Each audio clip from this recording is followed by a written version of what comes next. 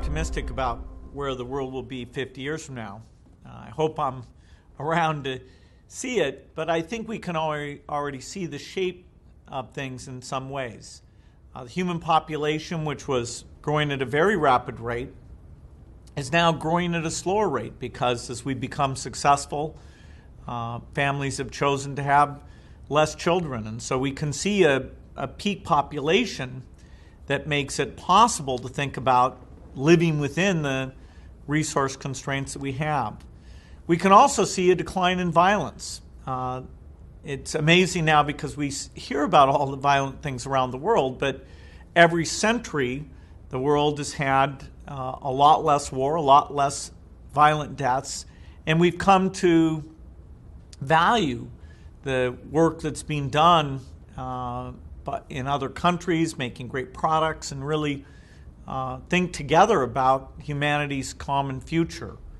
The pace of innovation will need to surprise us in some ways. What form this great energy source will be that will avoid us destroying the environment. That's an invention that's very, very important.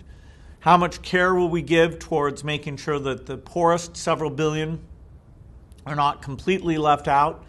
There's been a little bit of progress there, but the inequity level still should concern us quite a bit. And then there are things that are harder to predict. For example, how important will robots be in 50 years? Maybe 20 years ago, people, when they first heard about robots, thought, wow, that's pretty scary. What does it mean?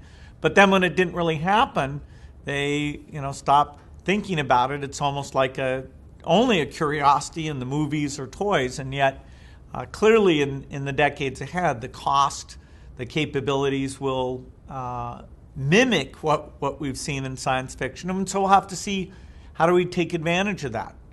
As we're living longer, how do we find fulfillment? What does a working career look like in terms of timing? The world will have aged on average, and that brings with it very interesting problems. And so it's not without challenges, but the path of extended lifespan, more science, more global understanding, sense of our common humanity, more education, more ability to watch a great course and not give up the curiosity that you're born with, but try to think about the world and where it can go and how you can contribute to it. I think all of these things are taking more advantage of our innate capabilities and will allow us to make 50 years from now a far better place than even what we have today.